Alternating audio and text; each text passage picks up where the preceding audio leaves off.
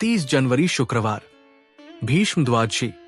अगर आज एक छोटी सी गलती भी हो गई ना, तो याद रखना, साल भर भाग्य अटका रह सकता है, मेहनत बेकार जा सकती है, किए हुए उपाय भी उल्टा असर कर सकते हैं। क्योंकि भक्तों, आज का दिन साधारण दिन नहीं है।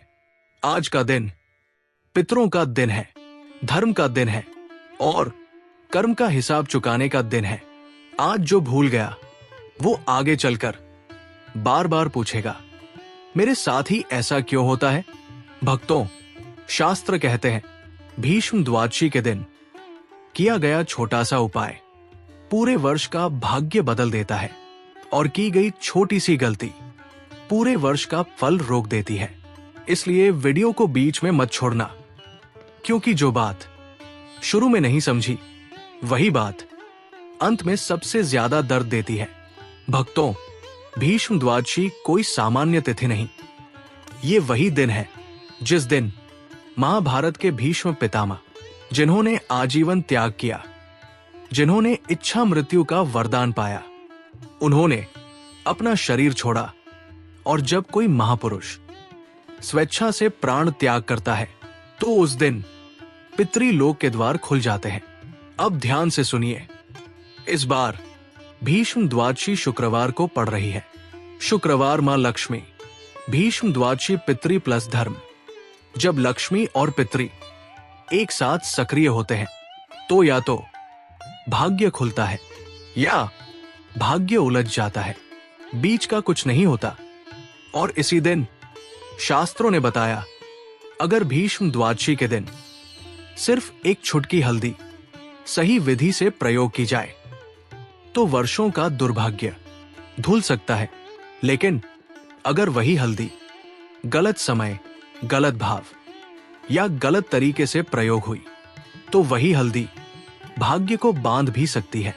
भक्तों, क्या आपने कभी महसूस किया, मेहनत पूरी फिर भी फल नहीं, पैसा आता है टिकता नहीं, पूजा करते हैं फिर भी शांति नहीं, रिश्ते हैं पर सुख नहीं, तो समझ लीजिए कहीं न कहीं पितृ असंतोष या कर्म बाधा काम कर रही है।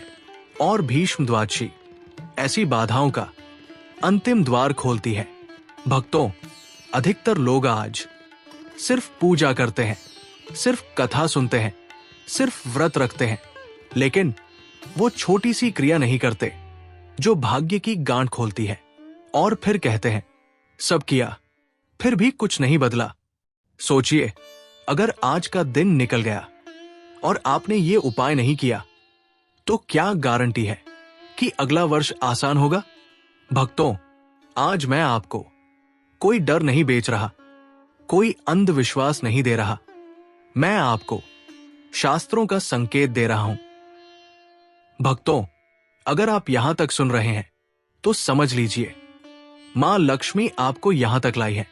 भीष्म पितामह की कृपा आप पर दृष्टि डाल चुकी है, क्योंकि जो इस रहस्य को अंत तक सुनता है वही इसका फल पाता है। भक्तों, इस उपाय को सुनते समय हंसना नहीं, शक करना नहीं, इसे सामान्य टोटका समझना नहीं, क्योंकि ये उपाय धर्म, पितृ और लक्ष्मी तीनों से जुड़ा है।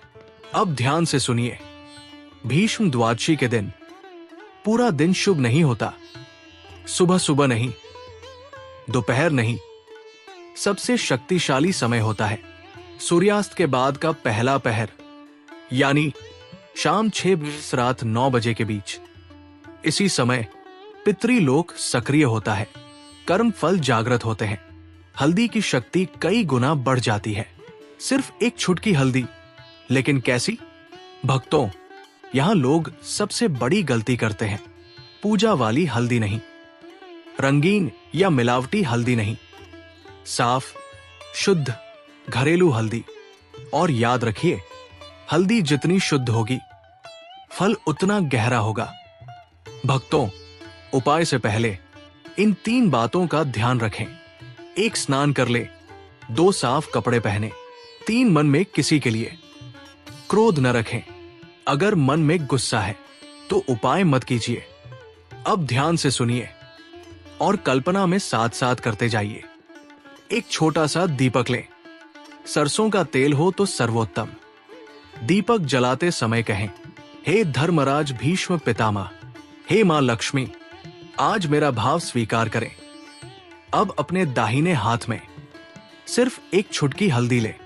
ध्यान रखिए, हल्दी गिरनी नहीं चाहिए, हवा में उड़नी नहीं चाहिए।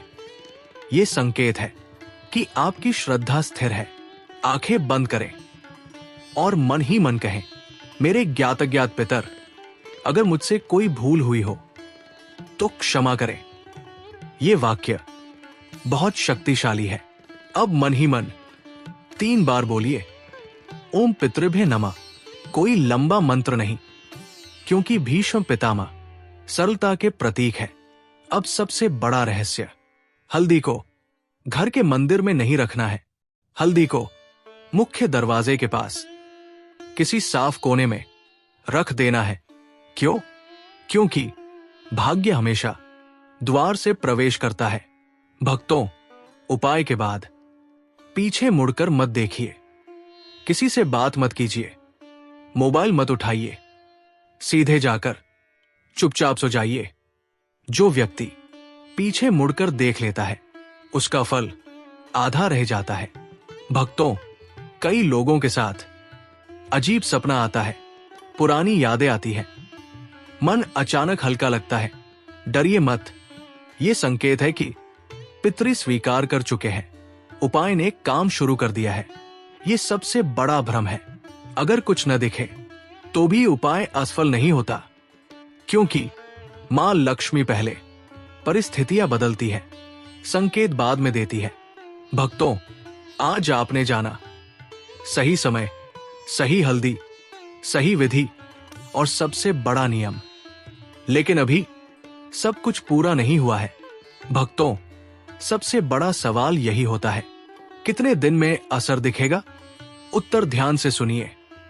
तुरंत चमत्कार नहीं, अगले ही दिन धन वर्षा नहीं, लेकिन 3 से 21 दिनों के भीतर परिस्थितियां बदलनी शुरू हो जाती है। ये बात बहुत लोग नहीं जानते। सबसे पहले मन हल्का लगता है, बिना कारण घबराहट कम होती है, नींद गहरी होने लगती है। ये संकेत है कि पितृदोष शांति में है, कर्म का बोझ हल्का हुआ है। धीरे धीरे अटके काम चल पड़ते हैं, पुराने फोन आने लगते हैं, धन के रास्ते दिखने लगते हैं, घर का वातावरण शांत होता है और आप सोचते हैं, अचानक ऐसा कैसे हो गया? भक्तों, भीष्म द्वादशी का ये उपाय बुरी नजर, ईर्ष्या, बिना कारण रुकावट, इन सबको जड़ से हिला देता है। क्योंकि हल्दी सिर्फ रंग नहीं, रक्षा कवच है। ध्यान से सुनिए, जिनके घर में बिना कारण अशांति रहती है, जिनका पैसा टिकता नहीं, जिनके विवाह में बार बार अड़चन आती है, जो मेहनत तो करते हैं पर फल नहीं मिलता, अगर आप इनमें से किसी एक भी स्थिति में हैं, तो ये उपाय आपके लिए ही है। भक्तों, सच बोलना जरूरी है। जो इसे मजाक समझते हैं, जो करते हुए हंसते हैं, जो दूसरों को नीचा दिखाते हैं, उनके लिए ये उपाय काम नहीं करता, क्योंकि पितृ श्रद्धा देखते हैं, शब्द नहीं। भक्तों, एक बार एक व्यक्ति हर पूजा करता था, हर व्रत रखता था, फिर भी कर्ज बढ़ता गया, घर में क्लेश रहा। उसने ये उपाय किया, सिर्फ श्रद्धा से 21 दिन बाद कर्ज का रास्ता निकला, घर में शांति लौटी, नौकरी का नया अवसर मिला। उसने बस इतना कहा, मैंने कुछ मांगा नहीं, बस माना। भक्तों, मां लक्ष्मी सीधे नहीं आती, वो संकेत भेजती है। अचानक रास्ता खुलना, सही समय पर सही व्यक्ति मिलना, फंसा पैसा वापस आना। इसे हल्का मत समझिए।